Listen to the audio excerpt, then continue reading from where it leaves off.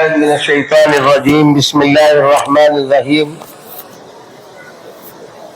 هذه سبیلی ادعو الی اللہ علی بصیرۃ انا ومن اتبعنی وسبحان اللہ وما انا من المشرکین۔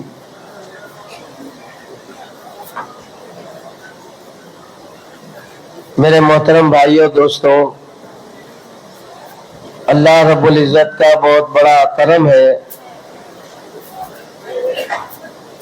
کہ اس اللہ نے ہمیں اس پیارے نبی کی امت میں پیدا فرمایا جس امت کو اللہ نے دعوت کا کام دیا، یعنی انبیاء کا کام دیا علیہم السلام۔ جس کام کے لیے، جس ذمہ داری کو لیے حضرات انبیاء علیہم السلام دنیا میں تشریف لائے، اللہ تعالیٰ نے وہ ذمہ داری اس امت کے حوالے فرمائی ہے۔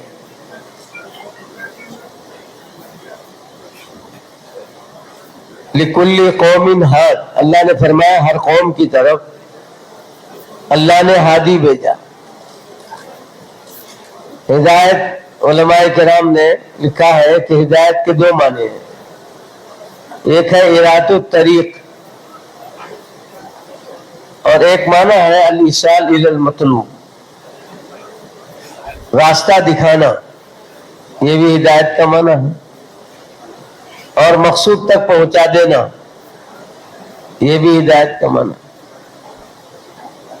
تو راستہ دکھانے کے اعتبار سے ہر نبی مکلف تھے،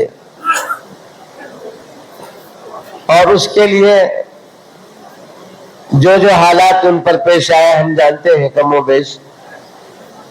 حضرات انبیاء علیہ السلام نے ان سارے حالات کا سامنا کیا اور اس کو برداشت کیا، ان حالات میں وہ کام کرتے گئے، راستہ دکھاتے گئے۔ حضرت نوح علیہ السلام جو سورت ہمیں پڑھی گئی نماز فجر میں، حضرت نوح علیہ السلام نے اللہ کی بارگاہ میں اپنی محنت کا ذکر کیا۔ ہر طرح نے میں نے اپنی قوم کو بلایا، انہیں راستہ بتایا، ڈھکے بلایا، چھپے بلایا، علانیہ بلایا، اور آہستہ بلایا، زور سے بلایا، لیکن میں بلاتا تھا وہ چلے جاتے تھے، اپنے چہروں پر کپڑا ڈال لیتے تھے اور اپنے کانوں میں انگلیاں ٹھوس لیتے تھے، میری سنی انسنی کر دیتے تھے، لیکن میں نے بلانے میں کوئی کسر نہیں چھوڑی۔ یہ ہے راستہ دکھانا، مطلوب تک پہنچانا، وہ تو اللہ کے قبضے میں ہے۔ انک لا تہدی من احببت ولکن اللہ یہدی من یشاء۔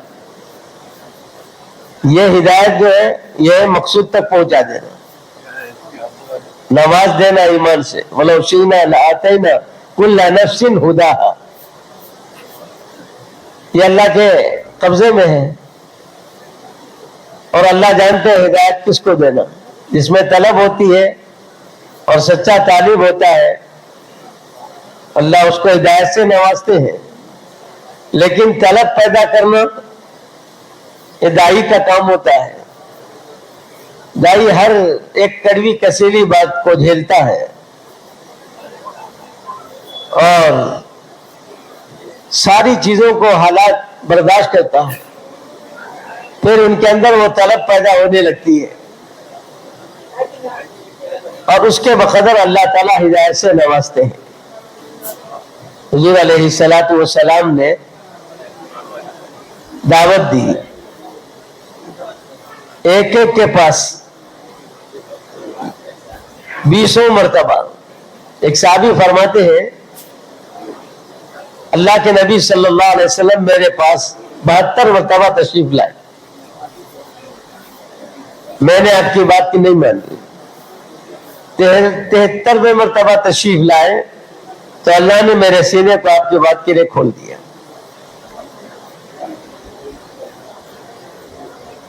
اور جو کٹر ہوتے ہیں ان کے پاس تو حضرت نبی پاک صلی اللہ علیہ وسلم بہت زیادہ مرتبہ گئے.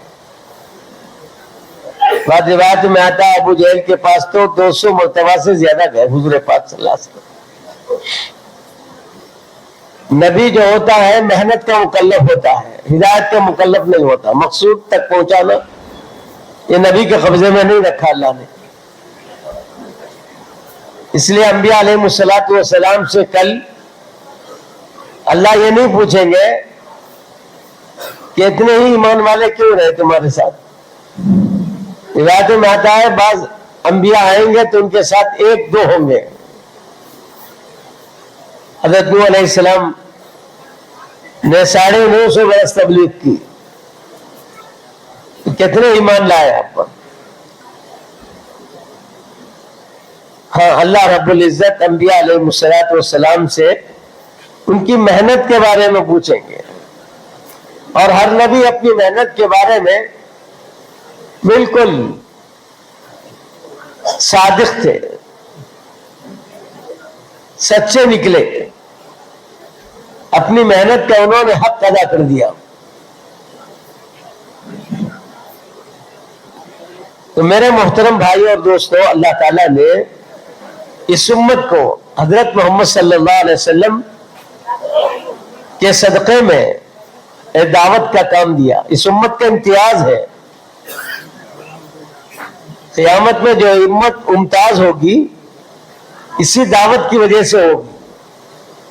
کنتم خیر امت اخرجت للناس تأمرون بالمعروف وتنہون عن المنکر.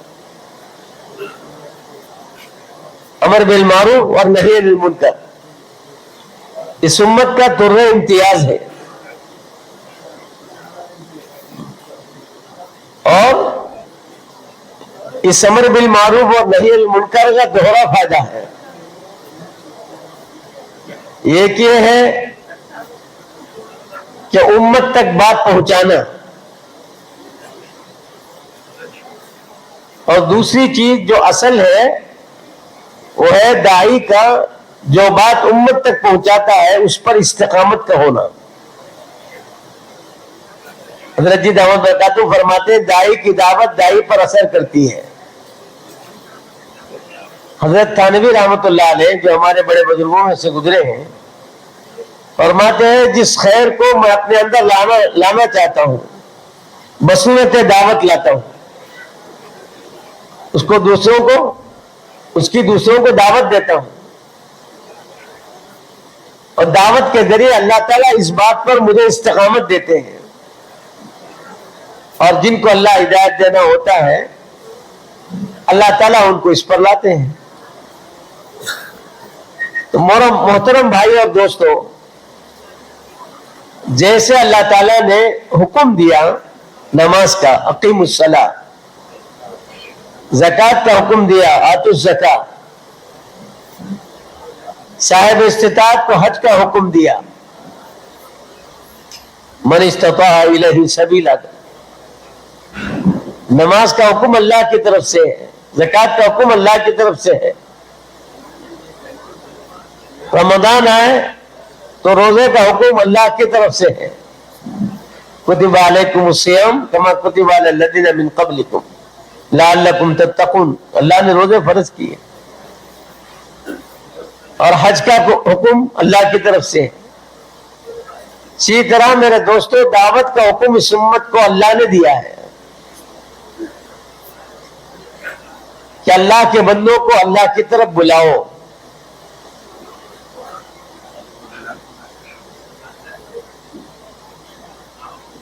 اور نبی کریم صلی اللہ علیہ وسلم کو تاکید کے ساتھ یوں فرمایا اللہ نے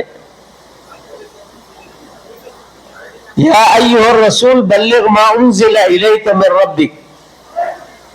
نبی جی اللہ کی طرف سے جو چیز آپ تک پہنچ رہی ہے آپ اس کو اپنے بندوں تک پوری طرح پہنچا دیجئے.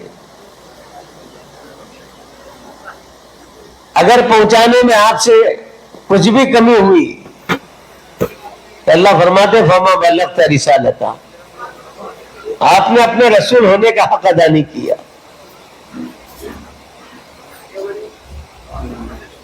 اللہ نے اپنے نبی کو کتنا پابند کیا. اور اتنا ہی نہیں بلکہ حضور علیہ الصلوۃ والسلام سے اللہ فرماتے ہیں ادع الی سبیل ربک بالحکمہ والموعظۃ الحسنہ وجادلہم باللتی ہی احسن. ہمارے بندوں کو ہماری طرف بلاؤ، اپنے رب کی طرف بلاؤ، حکمت کے ساتھ بلاؤ، انداز نہیں. ان کا حال دیکھو، وہ کس حال میں ہے، بات سننے کے موڑ میں ہے کہ نہیں ہے.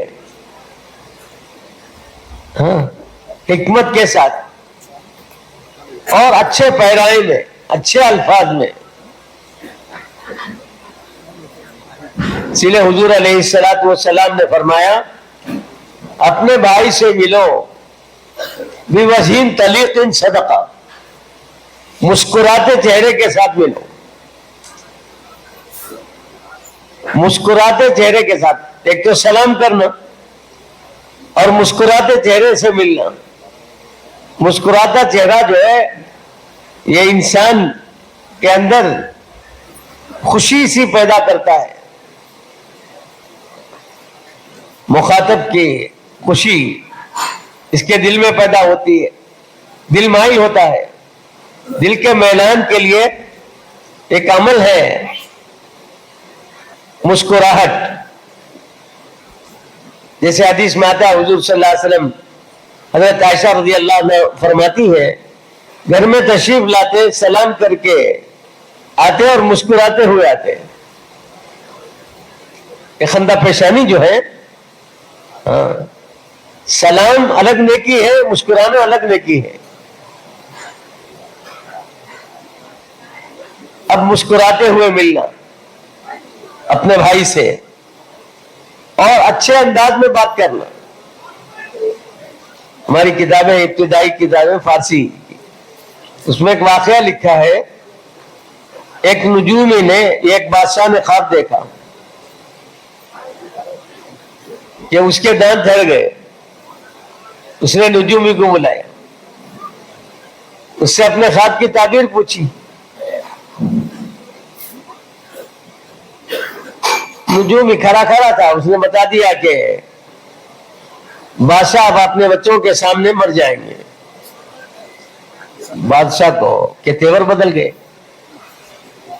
اس نے جلاد کو حکم دیا کہ اس نجومی کی کا سر اڑا دوں. صبح سویرے یہ میری موت کی خبر سناتا ہے. وزیر ہوشیار تھا، اس نے کہا کہ جان کی سلامتی ہو بادشاہ جہاں پنا، فلاں مجھے نجومی کو بلائیے. اب وہ نجومی بلائے گئے. وہ ذرا عقلمند تھا، ہوشیار تھا. اس نے بادشاہ نے اپنا خواب سنایا. نجومی نے کہا کہ بادشاہ جہاں پنا، آپ اور آپ کی اولاد کیسی، کہ آپ کی اولاد کی عمر بہت زیادہ ہوگی آپ سے بھی. ایسے انداز سے اس نے تعبیر اس کی سنائی کہ بادشاہ خوش ہو گیا. اولاد کی عمر زیادہ ہوگی تو کیا باپ کا انتقال نہیں ہوگا؟ وہی بات اس نے اچھے پیرائے میں بیان کیا. تو میرے بھائی اور دوستوں، اللہ کے بندوں کو اللہ کی طرف بلانا ہے اور اچھے انداز سے بلانا ہے. والموعظۃ الحسنہ.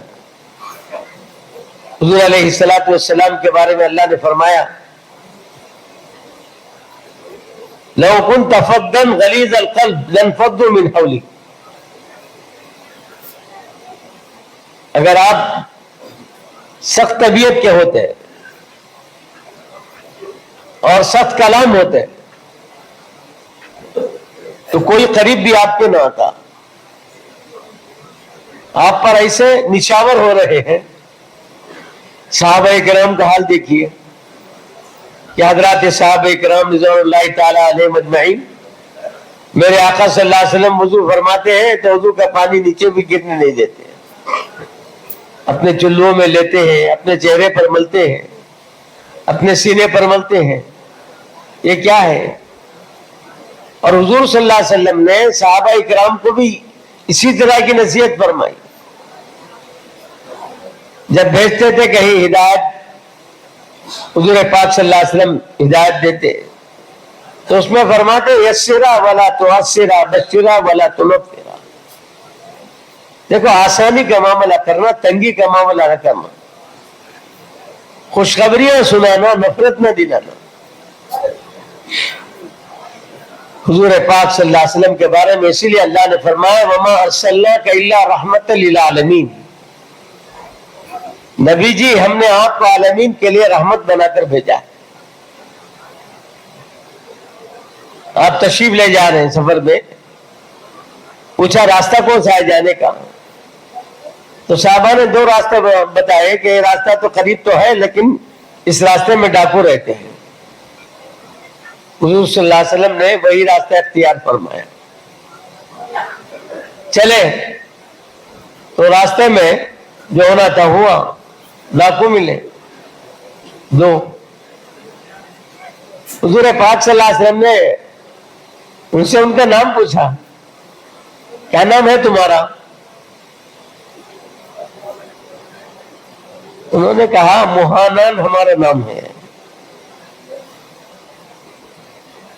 موہانان اہانت سے آتا ہے، معنی اچھے نہیں ہیں اس کے، آپ اہانت والے ہیں.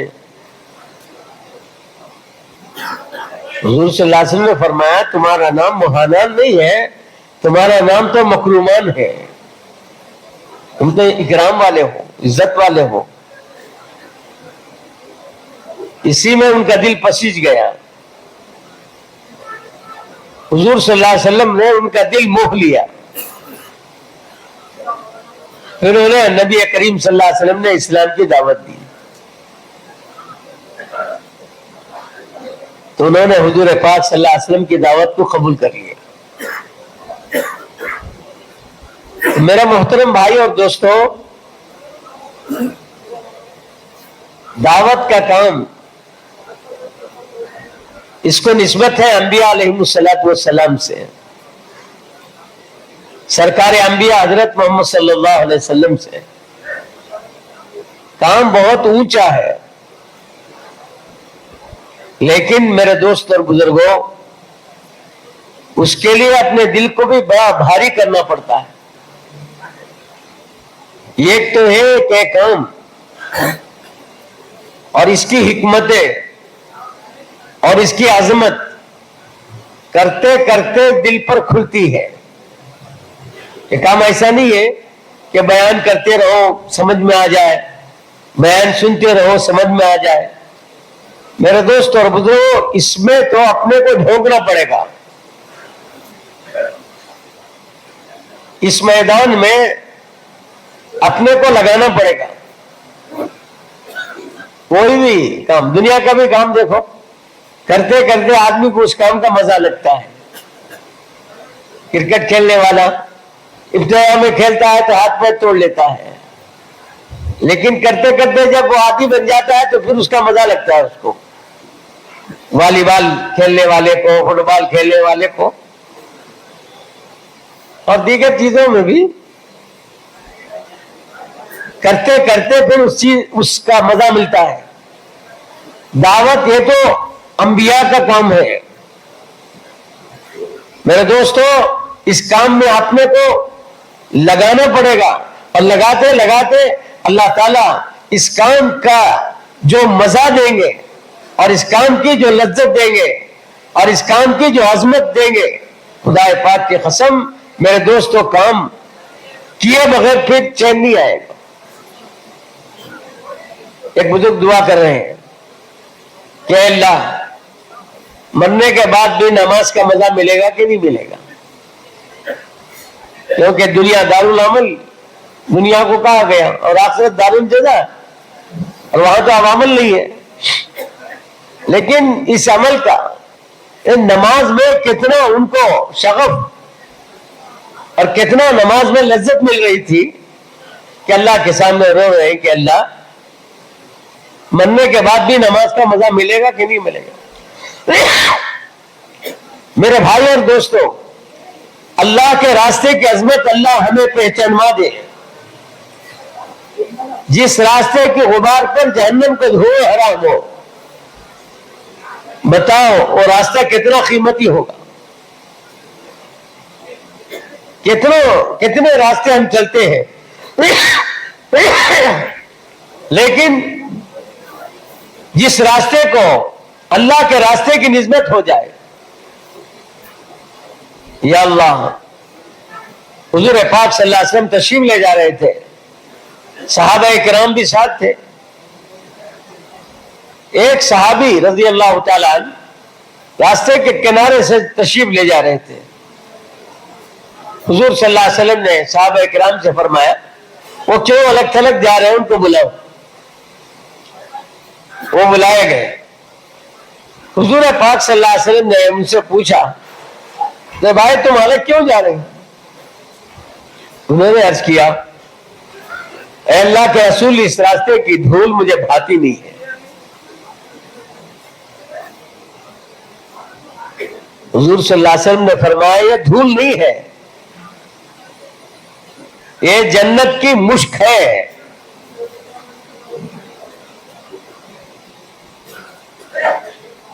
تو اب بتاؤ،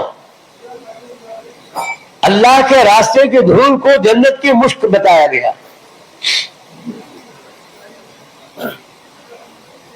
کل قیامت میں تمنا کریں گے کہ کاش ایسی دھول 24 گھنٹے روزانہ کے اعتبار سے لگی ہوتی تو کتنا اچھا ہوتا. جس راستے میں ایک صبح یا ایک شام کا لگ جانا دنیا اور دنیا کے سارے خیر سے بہتر ہے. دنیا کی چیزوں سے نہیں، دنیا کے میں جو خیر ہو رہا ہے. لغدوۃ فی سبیل اللہ اور روحا خیر من الدنیا وما فیہا. دنیا اور دنیا میں جو کچھ خیر ہے اس سے بہتر ہے. اسی لیے میرے محترم بھائی اور دوستو، اللہ کے راستے میں جوان نے اپنی جوانی قربان کی ہے اور اپنی قربانی کو سعادت سمجھا ہے. بڑھاپے کو قربان کرنا اپنی سعادت سمجھا ہے. یہاں تک کہ بچوں نے جب اس کی فضیلت ان کے دلوں میں اتر گئی، بچے آگے بڑھتے تھے. حضور علیہ الصلوۃ والسلام سب بندی فرما رہے ہیں کہ بچے دو آ کر کھڑے ہو گئے. حضور صلی اللہ علیہ وسلم نے فرمایا کہ بچوں کا ایک کام نہیں ہے. اب رونے لگے، تڑپنے لگے. اس میں سے جو بڑی عمر کے تھے اللہ کے نبی نے ان کو اجازت دے دی. اب جو چھوٹے تھے وہ اور رونے پلانے لگے. اے اللہ کے نبی، اس لیے ان کو آپ نے اجازت دی ہے کہ وہ مجھ سے عمر میں بڑے ہیں لیکن طاقت میں بڑا ہوں، ان سے ذرا مقابلہ تو کرا لیجئے. اب حضور صلی اللہ علیہ وسلم نے جب ان کی طرف دیکھی، ان کو اجازت دی، اب کہا کہ دونوں کا مقابلہ، میرا مقابلہ کرا لیجئے ان سے. اب دونوں کا مقابلہ کرایا. آہستہ انہوں نے کان میں کہہ دیا ارے بھائی تجھے تو اجازت مل چکی ہے، تیرا کام بن گیا ہے، اللہ کے لیے تو نیچے ہو جا. اللہ کے نبی مجھے اجازت دیں گے، تیرا کیا بگڑے گا. ایسے ہی ہوا. حضور صلی اللہ علیہ وسلم سب جانتے تھے، لیکن طرف کو دیکھ کر اللہ نے ان کو بھی اجازت دی. حضرت عبد الرحمن بن عوف رضی اللہ عنہ فرماتے ہیں بدر کا میدان تھا، میری سیدھی جانب ایک چھوٹا سا بچہ آیا. اس نے مجھ سے کہا کہ چچا بتاؤ ابو جہل کہاں ہے. ابو جہل تو بڑا سپہ سالار، بڑا بہادر. یہ بچہ تعجب کرنے لگے. پوچھا کیا بات ہے؟ کہا چچا ہم نے سنا ہے کہ اس نے ہمارے نبی صلی اللہ علیہ وسلم کی شان میں کچھ بکتا ہے، میں نے طے کیا ہے یا تو میں مر جاؤں یا تو اس کو ماروں۔ اپنی جان کو قربان کرنے کی تمنا۔ کہتے ہیں میں تعجب میں تھا اور اس کا چھوٹا بھائی میرے بھائی جانب آیا، اس نے بھی اسی طرح پوچھا۔ اتنے میں ابو جہل میدان میں دوڑتا نظر آیا، میں نے کہا وہ جا رہا تمہارا۔ یہ دونوں دوڑے۔ روایت میں آتا ہے کہ تلواریں ان سے لمبی تھی، کسیک کے لے گئے، اور جو بڑا تھا اس نے مشکل سے اپنے دونوں ہاتھوں سے تلوار اٹھائی، ابو جہل کی ٹانگ تک پہنچا دیا، اور دوسرا اس نے دونوں ہاتھوں سے اپنی تلوار اٹھائی، ابو جہل کے گھوڑے کی ٹانگ تک پہنچا دیا۔ اب وہ گرا، بعد میں صحابہ نے آ کر کام نمٹا دیا۔ اب جو ابو جہل مرتے رو رہا تھا کہ موت پر نہیں رو رہا ہوں۔ جنگ میں تو ہوتا ہی ہے، کوئی بہادر مارتا ہے، کوئی بہادر مرتا ہے، لیکن رونا اس پر ہے کہ مر بھی رہا ہوں لیکن ذلت کی موت مر رہا ہوں۔ پیچھے تاریخ میں لکھا جائے گا کہ اتنے بڑے بہادر نے 2 بچوں کے ہاتھ مارا گیا۔ بچوں کے اندر وہ ولولہ۔ حضرت عمرو بن جموح رضی اللہ تعالیٰ عنہ لنگے صحابی ہیں، اللہ کے راستے میں نکلنے میں کچھ آگے پیچھے ہو رہے تھے، بیوی نے کچھ ایسے غیرتی کلمات کہے کہ حضرت عمرو بن جموح کو جوش آیا اور نکلے اور آ کر گھوڑے پہ بیٹھے اور دعا کی، اللہم لا تردنی الی اہلی، اے اللہ مجھے ایسے لے جا کہ پھر گھر کی طرف واپس نہ لوٹوں، پھر یہ غیرتی کلمات سننے نہ پڑے۔ گئے اور شہید ہو گئے۔ جب حضور پاک صلی اللہ علیہ وسلم کی نعش کو، صحابہ کرام کی نعش کو لانا چاہتے تھے، گھوڑا ادھر ٹوٹ نہیں ہو رہا تھا، حضور صلی اللہ علیہ وسلم سے جب عرض کیا گیا تو پوچھا بھیجا تو عالیہ نے کہا تھا کہ ہاں یہ دعا کر کے گئے۔ حضور پاک صلی اللہ علیہ وسلم نے فرمایا ان کی دعا قبول ہو چکی ہے۔ دعا سن رہی ہے بیوی، حالانکہ اس دعا میں بیوی کو اپنی بیوگی نظر آ رہی ہے، اس کا سہاگ لٹتا نظر آ رہا ہے، اس کے بچوں کی یتیمی نظر آ رہی ہے، لیکن شوہر سے نہیں پوچھتی کہ کیا دعا کر کے جا رہے ہو، کہ ہمارا سہاگ لٹ جائے تم کو پسند ہے یا ہمارے بچے یتیم ہو جائیں؟ نہیں، ان کو بھی یقین ہے کہ شوہر اللہ کے راستے میں جائے گا اور شہید ہوگا، اللہ رات اس گھر کی نگرانی کرے گا، بچوں کی اللہ دیکھ بھال کرے گا۔ حضرت عمر رضی اللہ تعالیٰ عنہ کا زمانہ ہے، ایک مارکا ہوا، اب کچھ شہید اس میں ہوئے تو شہداء کے نام لکھے جا رہے تھے۔ حضرت عمر رضی اللہ تعالیٰ عنہ کی طرف سے خاصد نام لکھ رہا تھا۔ نام لکھتے لکھتے ایک کے پاس پہنچے تو زندگی کی تھوڑی رمق باقی تھی ان میں،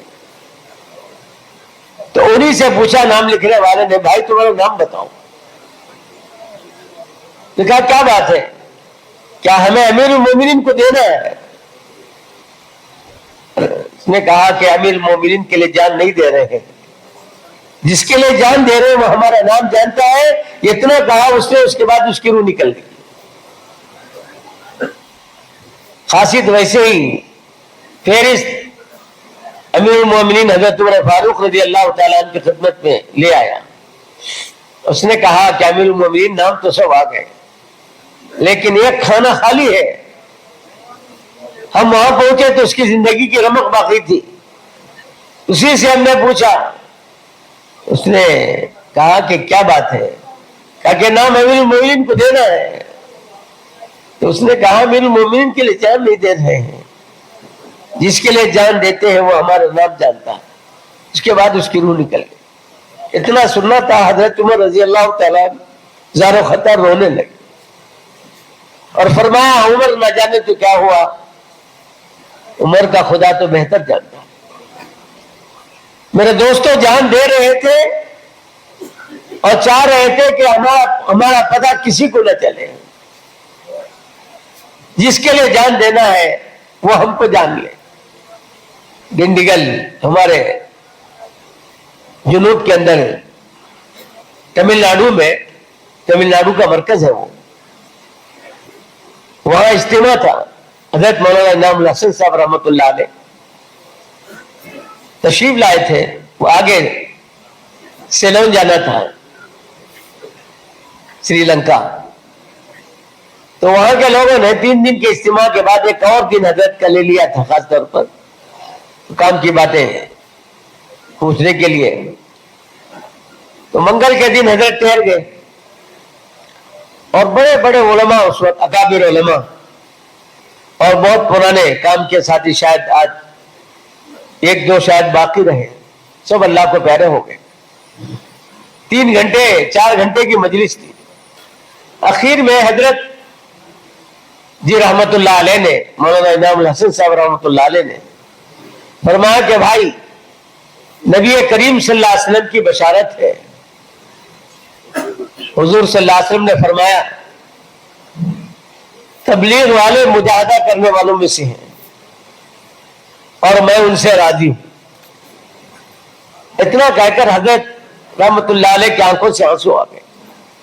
حضرت نے فرمایا کہ بھائی ایسی محنت کر لو, اتنی محنت کر لو کہ اللہ کی فہرست میں تم تبلیغ والا شمار ہو جاؤ. میرے محترم بھائی اور دوستو, کرنا بھی ہے اور اللہ کے لیے کرنا ہے, اور ایسے کرنا ہے کہ ہمارا گھرانہ دعوت کا گھرانہ بن جائے. ہمارا اٹھنا بیٹھنا, ہمارا چلنا پھرنا یہ دوسروں کے لیے دعوت بن جائے. ہمارے معاملات صحیح, ہماری معاشرت پاک, ہمارے عبادات اعلیٰ, اور ہم ہر مسئلے میں پاک اور صاف ہو. یہ جبھی ہوگا جب ہم دعوت کے کام میں آگے چلتے رہیں گے. دوسروں کو اللہ کے حکم اور اللہ کی باتیں سناتے رہیں گے. رسول کریم صلی اللہ علیہ وسلم کے لائے ہوئے دین پر محنت کر رہے ہوں گے. اپنی ذات کو سامنے رکھتے ہوئے گشت ہمارے لیے, تعلیم ہمارے لیے اور تفقد ہمارے لیے, بیان ہمارے لیے, ہر دعوت کا ہر کام, جیسے حضرت جی دامت برکاتہ فرماتے ہیں اعمال دعوت اعمال تربیت ہے, اعمال ہدایت ہے. اس کا ہر عمل, اس کا کل اور جز, میرے دوست اور بزرگوں, دعوت ہی دعوت ہے. اور یہ ہمارے زندگی میں نکھار پیدا کرنے کے لیے ہے, ہمارے ایمان میں قوت پیدا کرنے کے لیے ہے. امام بخاری رحمت اللہ علیہ نے بات باندھا ہے, الایمان یزید و ینقص, ایمان یا تو بڑھتا ہے یا ایمان گھٹتا ہے. محنت کرتے جائیں گے تو پھر ایمان میں ترقی آتی جائے گی. قل ان صلاتی و نسکی و محیای و مماتی للہ رب العالمین لا شریک لہ وبذلک امرت وانا اول المسلمین. ہمارا اٹھنا بیٹھنا, ہمارا چلنا پھرنا, ہمارا کھانا پینا, ہماری نشست و برخاست, ہماری تجارت, ہمارے معاملات, ساری چیزیں اللہ کے لیے ہو. یہ کب ہوں گی؟ جب اللہ کی مرضی کے مطابق ہوگا, اور اللہ کی مرضی کے مطابق ہماری زندگی بنے. اس کے لیے میرے محترم بھائی اور دوستو, ہم دعوت کے کام میں آگے بڑھے. جتنا دعوت دیتے جائیں گے اللہ استقامت سے نوازتے جائیں گے. اور اس پر اللہ کے نبی صلی اللہ علیہ وسلم نے کتنی خوشخبریاں سنائی ہیں. دائی کا مقام آپ حضرات الحمدللہ ہر علاقے سے کے ذمہ دار ہیں، تشریف لائے ہیں، سب جانتے ہیں کل قیامت میں اللہ تعالیٰ ان کا کیا مرتبہ دے۔ اور پھر میرے محترم بھائی اور دوستو، دعوت جس کے لیے اللہ نے سنت کو پیدا کیا، اس دعوت کے کام کو خدا نہ خواستہ اگر امت نے اس میں آگے پیچھے کیا، امت نے اس کو چھوڑا، تو پھر اس پر کتنا عتاب ہوا ہم جانتے ہیں۔ حالانکہ حضرت کعب اور ان کے دوسرے دو ساتھی جو بدری بھی ہے اور بدریوں کے لیے خوشخبریاں سنائی گئی ہے، لیکن اتنا عتاب کسی عمل پر بھی نہیں ہوا جو اللہ کے راستے میں نہ جانے پر ہوا۔ حالانکہ حضور صلی اللہ علیہ وسلم جس سفر میں گئے تھے، جس پر ان میں عتاب ہوا، حالانکہ اس سفر میں کوئی عمل بھی نہیں ہوا، گئے اور آ بھی گئے،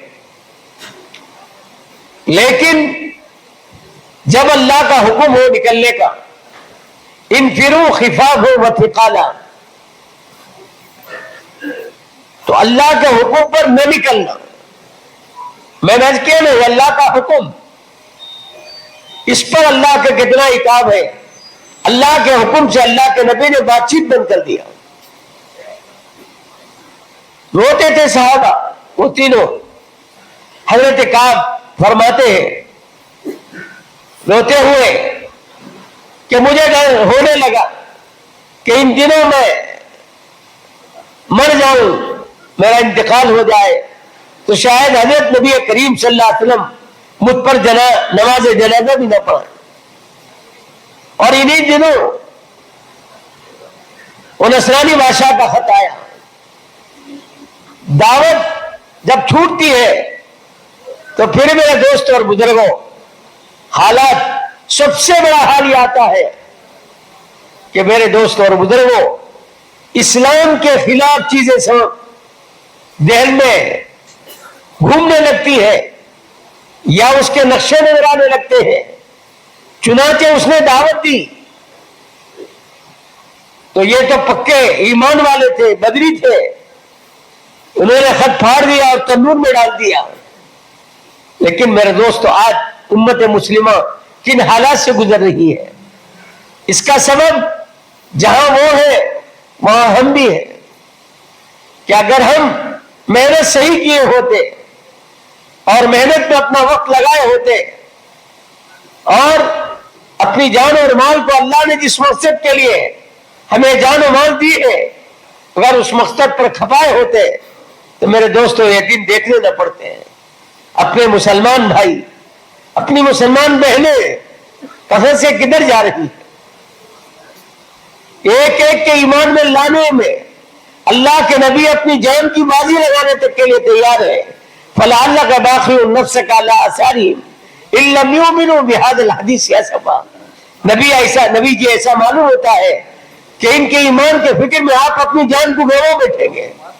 جو ایمان نہیں لائے ان کے لیے اللہ کے نبی اتنے متفکر ہیں، جو ایمان لا چکے پشتا پشت کے مسلمان ہیں لیکن دوستوں دائرے اسلام سے باہر اور بہت سے نکلنے کے لیے تیار۔ تو میرے بھائی اور دوستوں، اللہ کے نبی صلی اللہ علیہ وسلم ہوتے تو آپ کے قلب مبارک پر کیا گزرتی؟ اس کا علاج میرے دوست اور بزرگوں، میں اور آپ ہیں، ہر ایمان والا ہے کہ ہم محنت کریں، کوشش کریں۔ اللہ تعالیٰ محنت کو رائے گا نہیں فرماتے۔ اس کے لیے میرے دوست اور بزرگوں، اجتماع ہمارے سامنے ہے، اجتماع ہمارے سامنے ہے، اجتماع ایک عنوان ہے کہ وہاں سے ہماری جماعتیں بنے اور اللہ کے راستے میں چلے۔ اس کے لیے میرے دوست اور بزرگوں، اب ہمت کریں، ارادے کریں۔ کل سے جو باتیں ہمارے سامنے آ رہی تھی اور کل مغرب کے بعد بھی ہمیں بتایا گیا تھا، اسی اجتماع کے سلسلے میں اللہ کے راستے میں نکلنا ایک موقع ہے، اللہ نے دیا ہے۔ پتہ نہیں پھر موقع آئے کہ نہ آئے. اِنَّ لِرَبِّكُمْ فِي الدَّهْرِ لَنَفْحَاتٍ فَتَعَرَّضُوا لَهَا. اللہ کے نبی صلی اللہ علیہ وسلم فرماتے ہیں زمانے میں تمہارے رب کی طرف سے کبھی ربانی لہریں چلتی ہیں, جب وہ چل پڑے تو اس کا استقبال کرو. یہ تعرض باب تفاعل سے ہے. علماء کرام جانتے ہیں باب تفاعل کی خاصیت ہے کسی چیز کو زبردستی لینا. تو جب ایسی ہوائیں چل پڑے تو زبردستی اس کو سمیٹنا ہے. ایک اجتماع ہے, ایک ربانی لہر ہے. میرے دوستوں پھر ایسے مواقع ہیں کہ نہ ہیں, یا ہم رہے کہ نہ رہے, اس لیے ہمت کر کے ارادے کریں. اب اپنے اپنے ارادوں کی تکمیل کرنا ہے اور اپنے عزائم کو پورا کرنا ہے. اس کے لیے ساتھی ہمت کر کے عزائم اپنے پورے کریں اور اونچے اونچے عزائم رکھیں. اللہ فرماتے ہیں, حدیث قدسی ہے, انا عند ظن عبدی بی, میں بندے کے گمان کے پاس رہتا ہوں, جب جیسے گمان کرتا ہے میں ویسے معاملہ کرتا ہوں. عزائم کریں اور اللہ پر بھروسہ کریں اور اللہ اس کو پورا کرے. لے لیں بھائی اپنے عزائم کے پرچے لے لیں. بھائی ایک ایک ساتھی کو بھیج کے لے لیں. عادل آباد.